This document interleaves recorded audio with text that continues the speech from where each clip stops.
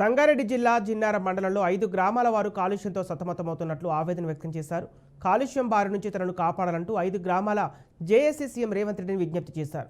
తమ ప్రాంతంలో ఏర్పాటు చేసిన ఫార్మా కెమికల్ పరిశ్రమలు నిబంధనలు పాటించకపోవడంతో ప్రజలు మూగజీవాలపై తీవ్ర ప్రభావం చూపుతున్నాయన్నారు. నిబంధనలకు విరుద్ధంగా పరిశ్రమల నుండి వ్యర్థాలు విడుదలవుతున్నాయని అంటున్నారు. ఇలా పారిశ్రామిక వ్యర్థ వాయువులతో ప్రజలు తీవ్ర అనారోగ్యాల బారిన పడటమే కాక మూగజీవాలు అంతరించిపోతున్నాయని ఆవేదన వ్యక్తం చేశారు. కాలుష్యానికి కారణమవుతున్న 31 ఫార్మా కెమికల్ పరిశ్రమలను మూసివేయడమో లేక తీసివేయడమో చేయాలని అంటున్నారు.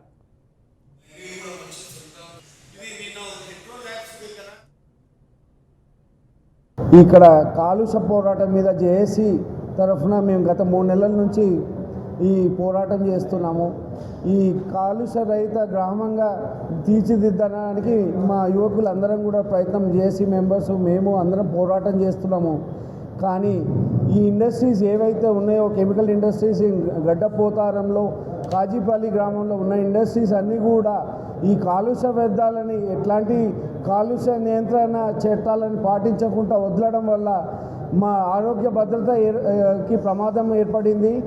మళ్ళీ వాగులు కుంటలు చెరువులు అన్నీ ఖరాబ్ అయిపోయినాయి. ఇక్కడ ఈ రెడ్ హ్యాండెడ్గా హెట్రో ల్యాబ్స్ని మొన్న దొరకబట్టినా కానీ పీసీబీకి నేను కంప్లైంట్ ఇవ్వడం జరిగింది. పీసీబీ అధికారులు ఇప్పటికీ నిమ్మకు నీరెత్తనట్టు ఎట్లాంటి కూడా చర్యలు తీసుకోలేదు. నిన్నటి నుంచి ఎట్లాంటి అధికారులు కూడా రాలేదు. ఎట్లాంటి కంప్లైంట్స్ మాది ముందుకు తీసుకుపోతలేరు. నేను ఈ కంప్లైంట్స్ కూడా ఇవ్వడం జరిగింది.